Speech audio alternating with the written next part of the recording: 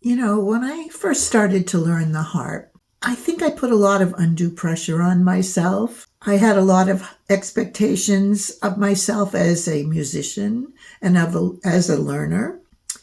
And I think sometimes I forgot about the fact that I was learning to play the harp just for the joy of hearing the beautiful sounds and playing a new instrument.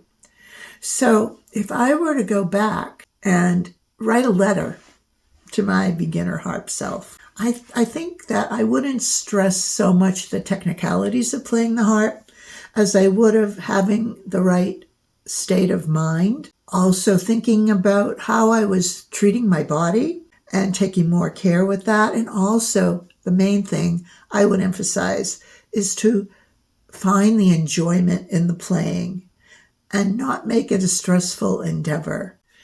So today I'm going to share with you the 6 things I wish I'd known when I was first starting out. If you'd like to find out what those are, keep watching.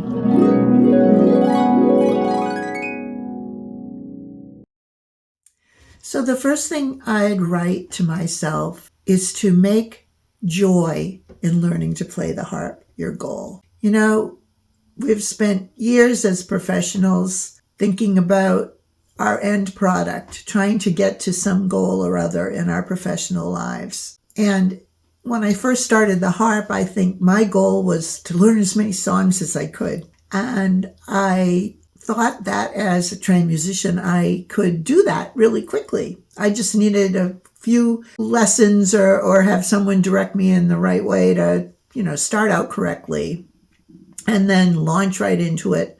And there was a lot of music I knew I could play, but I didn't know I couldn't play it on the harp. And for a long time, I criticized myself. I said, you should be able to do this. And that put undue stress on myself. There was no reason for me to think that I could just pick up a new instrument and take off with it.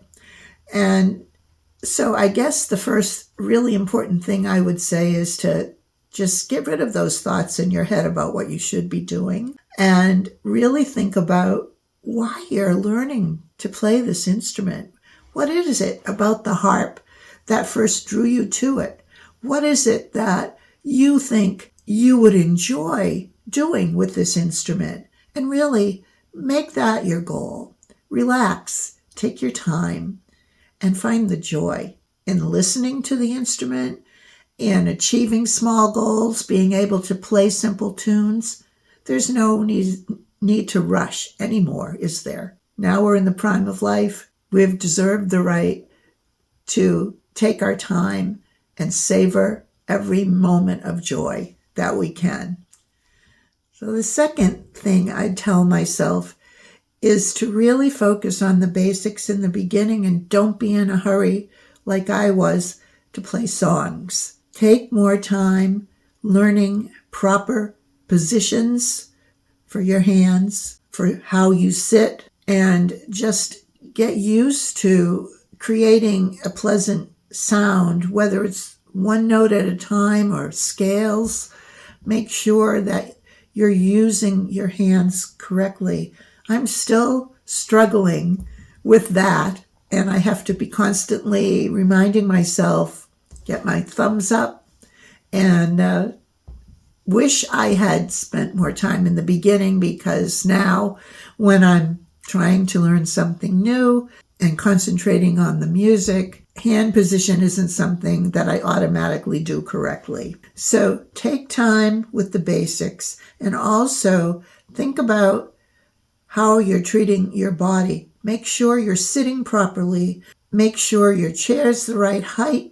Make sure you're holding your harp correctly in relation to the height of your chair. Make sure that you warm your body up before you start to play. Just do some simple stretches to get your shoulders, your hands, your arms, and your neck all loosened up and ready to go and warmed up. Don't forget about your fingers too, Move your hands around, stretch, get things limbered up. Don't just sit down and start to play. And when you first feel discomfort in any part of your body, I often feel it in my shoulders or my neck. don't keep going. Just stop. Take a break.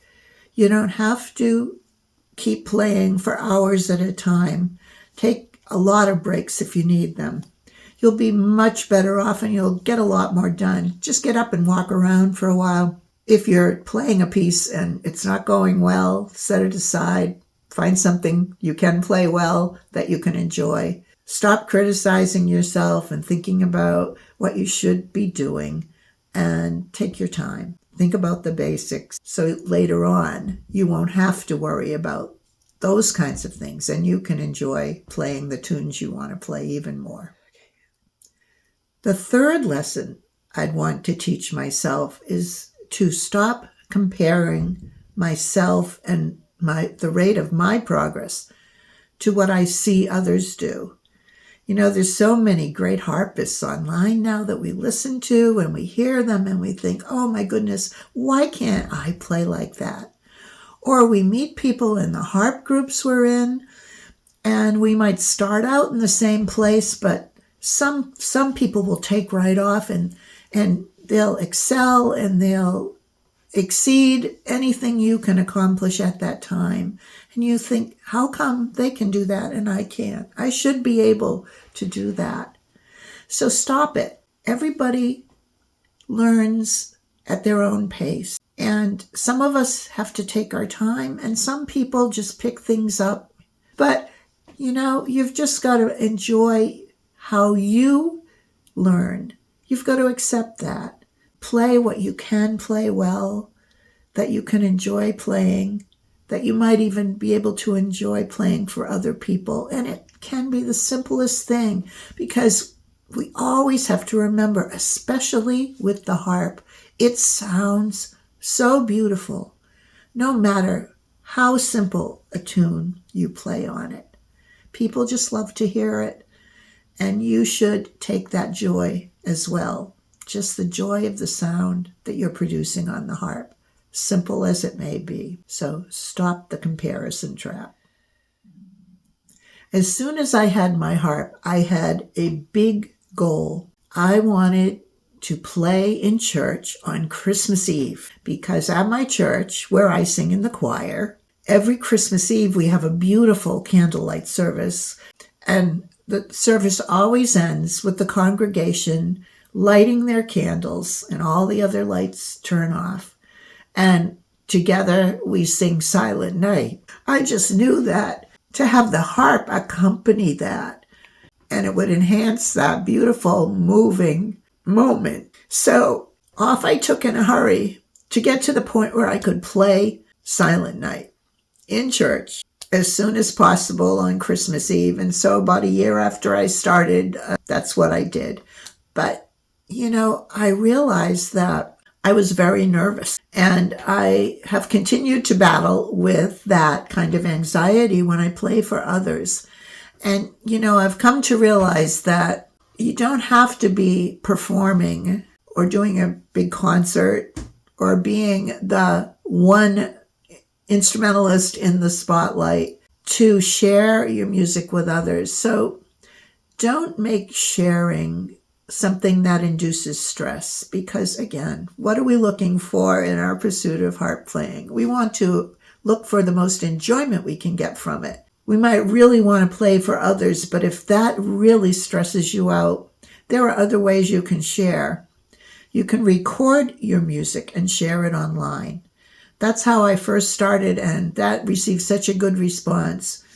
I will admit that the recording process itself can sometimes be stressful if you're a perfectionist like me. But if you can get an end result in your music that you are happy to share and other people can listen to without you having to be physically in front of them, then maybe that's what you can do.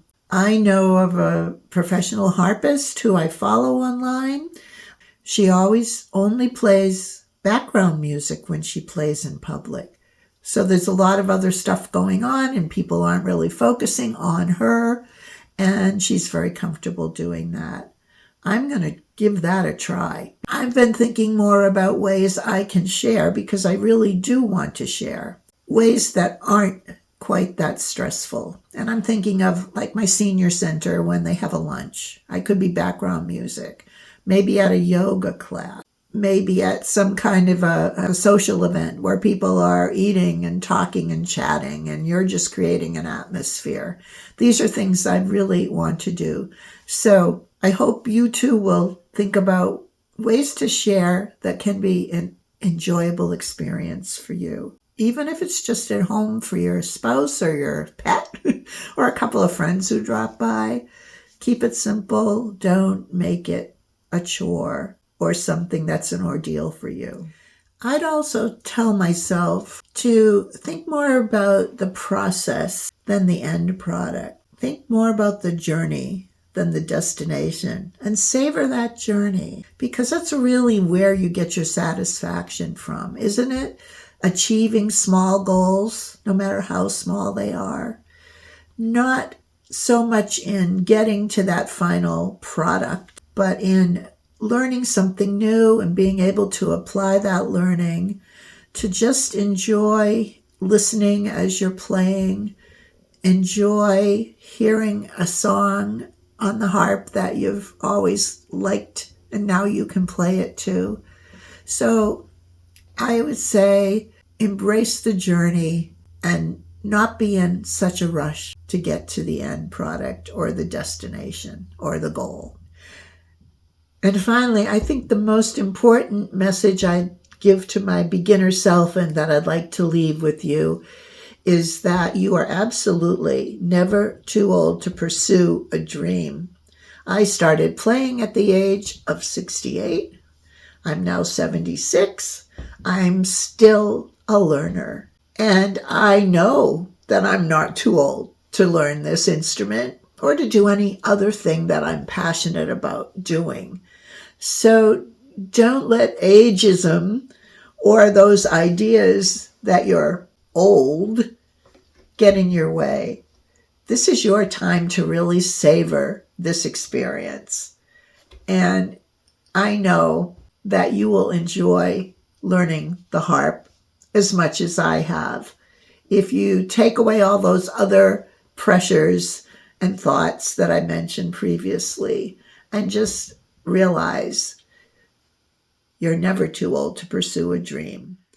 And here in the United States, we're getting ready next week to celebrate Thanksgiving. I know some of you have told me that you enjoy it when I add a little piece of music at the end of my videos. So today I'd like to share with you a traditional Thanksgiving hymn called We Gather Together. And also I'd like to let you know to look out next week for a piece by Brooke Body called Thanksgiving, and that will come out bright and early on Thanksgiving morning.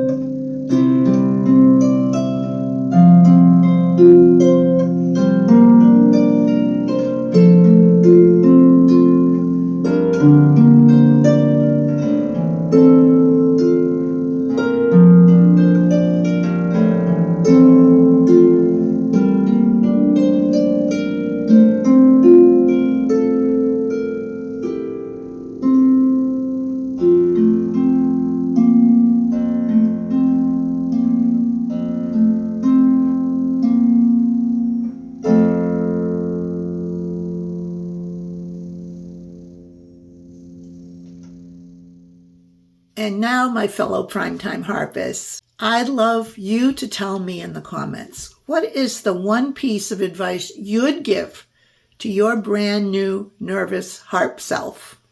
Let's build some supportive advice for all our fellow primetime harpists. If this video helped you today to shift your mindset, please hit the like button, subscribe for more tips, share it with someone else you think could benefit from learning more about playing the harp as an older adult. And most of all, happy harping.